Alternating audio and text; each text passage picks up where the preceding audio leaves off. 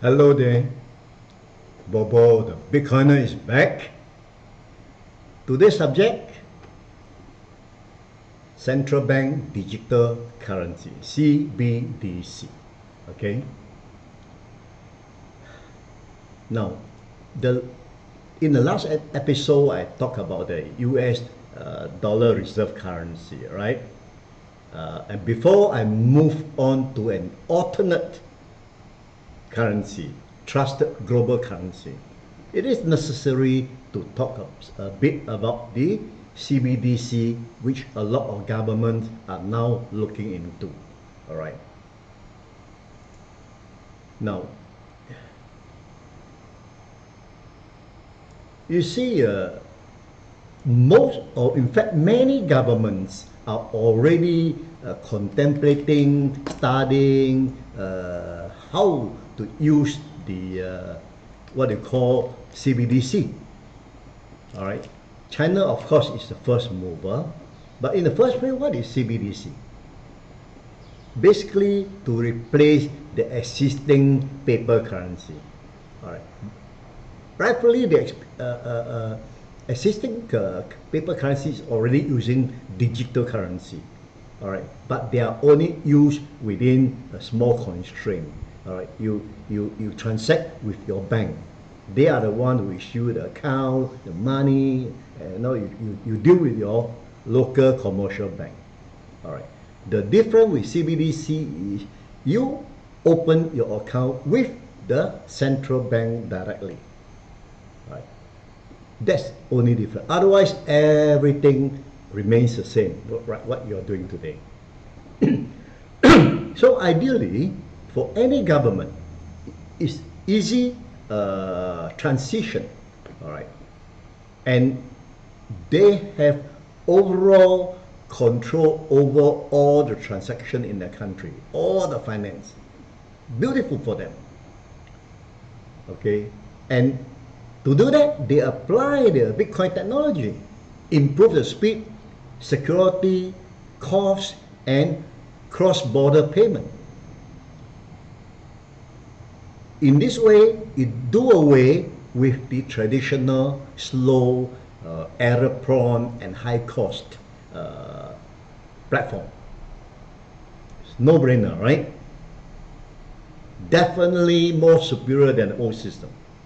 Government would love to jump into it. Okay, but there is a lot of difference. Okay, let me show you what are the difference.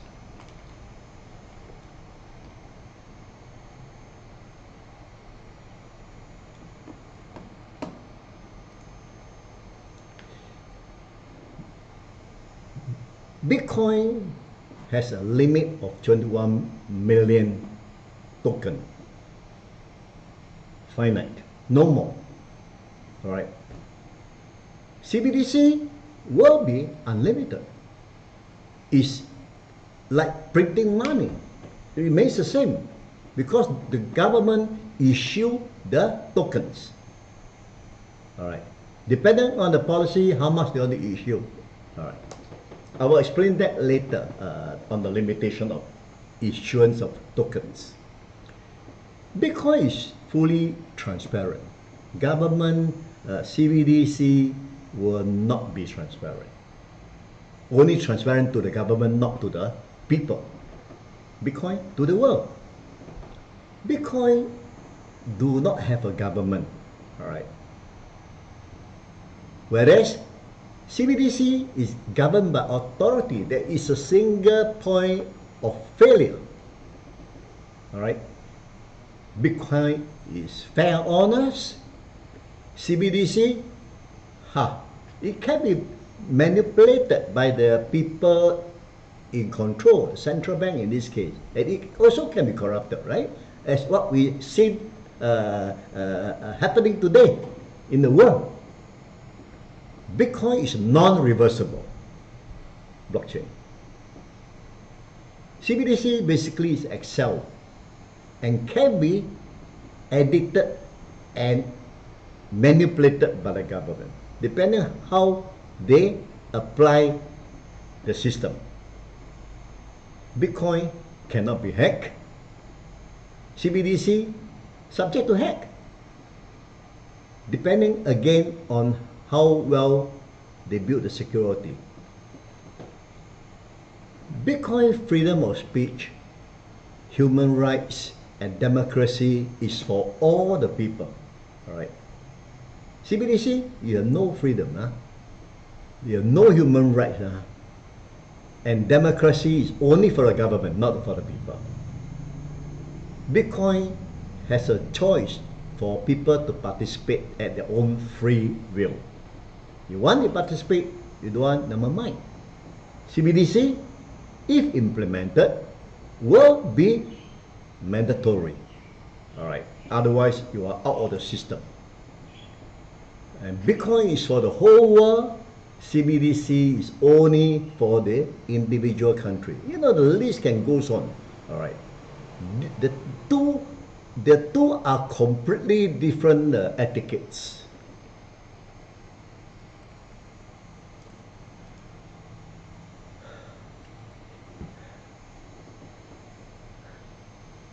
Okay, only China has a better chance of implementing the CBDC. Why? Because people generally or majority trust the government. For the last 30 to 40 years, what the government had done, people see in China and they respect it. That's why the survey found that 80 to 90% of the people are supportive of the government. So the government say, okay, let's do it this way, it's for everybody good, people will listen. All right. It all depends whether the government abuses it or not. Whereas for the Western country, impossible lah. Freedom of speech, human right, democracy, all the nonsense, all the hypocrites. Apply to themselves, yes. Apply to other people, no. Double standard. Bitcoin is genuine rule-based protocol. Yes is yes, no is no. Very clear cut direction. No two way about it. However, there is a lot of risk associated with CBDC. All right. Since the government control it, is a centralized control, there is this single point of failure and they can tweak whenever they find it necessary. All right. Every citizen must use the CBDC wallet issued by the government. All transactions will be recorded and monitored, of course. Where, how much, to who, you know, and where means what? Location, monitor lah, right? You know, the worst thing can happen is when the government use this knowledge, information, all right, to monitor the people, especially in the behavioral area. If you misbehave socially, publicly, politically, for example, the merit system will be tied to the wallet. Once you reach a certain threshold, right, your wallet will be restrained. Or worst case, cancelled. CBDC is perfect for the government, right? You cannot avoid tax or GST anymore. Black market, smuggling, money laundering, all will be eradicated. The only problem, or the biggest problem, is will the government abuse the system? Will they? Look at the world today. Will the government abuse the system? Rampant, everywhere, especially in the West. You criticize the government, you get demerit points. You oppose the government, your wallet is restricted. Worst case, they even frozen your wallet. Look, with CBDC, everybody has to use a wallet to do everyday transaction. Whether you eat a meal, or take a train or a bus, whatever you do, you need the wallet to do, right? Once a wallet is confiscated or frozen, die lah. How to survive? Very, very dangerous. It's perfect for the government, all right? You cannot avoid tax anymore. All transaction is being monitored in the record. No more black market, smuggling or money laundering. Good for the government. However, no government have implemented it yet. China is already in the advanced stage of testing and experiment. All right, and they even come up with some kind of soft spot to offer, to convince, to persuade the people. If you spend below a certain amount of tokens, there will be no monitoring. But the record is there. They said no monitoring lah, right? Who can guarantee that? Record is in the blockchain. If you want to check the record, is there. So how will the government abuse it is another question. Okay. Now, I would like to speculate now on to the way the CBDC should be organized and function. All right, and the way here is what I call the Bitcoin way. All right, follow the Bitcoin ecosystem. Transactions from consumer using the token will go into the through the commercial bank, who will act as the nodes, like in the Bitcoin ecosystem, who will then verify the transaction is true and correct through the hashing and then consensus to filter out the minor and majority. Minor thrown away, majority win. The transaction go to the mine pool, put into a block. How big the block is up to the government to decide. Then the proof of work done by the private miners with a fee. Okay, they don't get reward Bitcoin token like Bitcoin, but they will get a fee. All right. And once it mined, they will broadcast to all the nodes. All right, and you will then record it into the blockchain. Again, go to consensus. Back node goes out. Majority is considered correct, so the money go to merchant. This is the Bitcoin ecosystem. This is the Bitcoin way. All right. The best for the government to do is to follow this system, because in this way, everything is true and fair recorded. All right. And government cannot simply ban or freeze a wallet on blockchain. They can check, but they cannot touch. Okay. This is how I visualize CBDC should be done. All right. Of course, every government has their own thinking of protecting their own interest. But if they want to be fair, do it the Bitcoin way.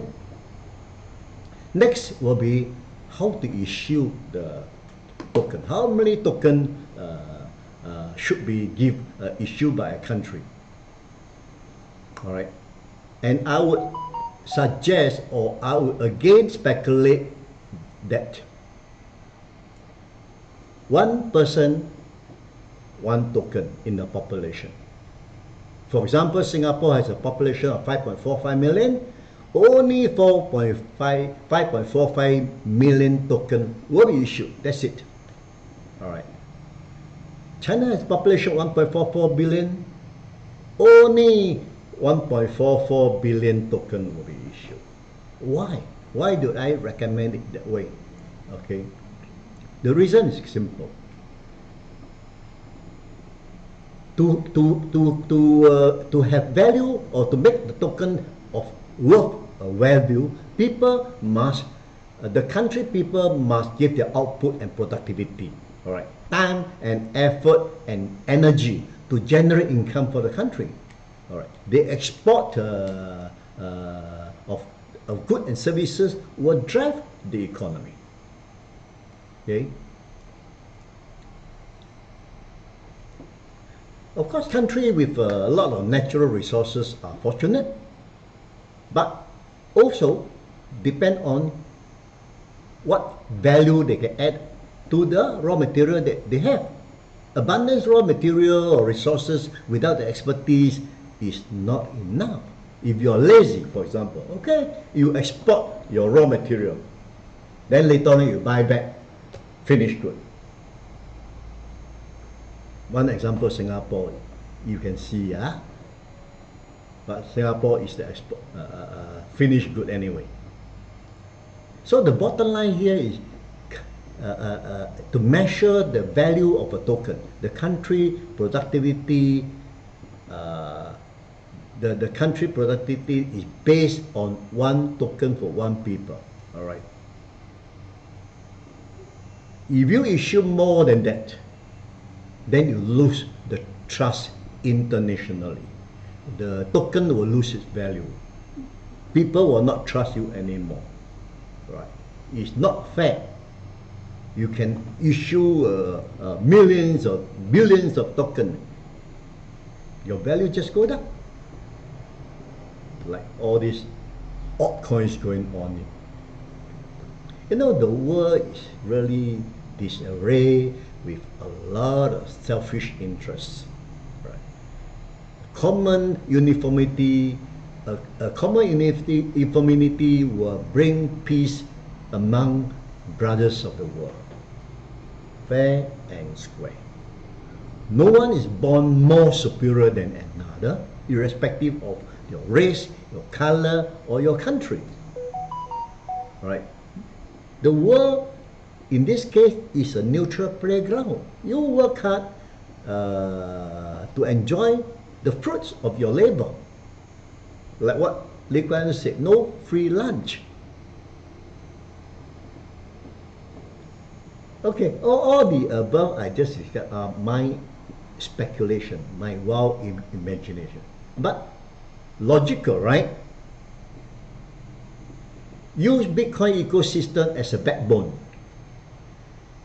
All above attributes could work out with some fine-tuning along the way. You know, so funny. Yeah? My thoughts drifted to all over the area, never thought before. I'm really surprised myself. You know, like I said, I'm a new reborn.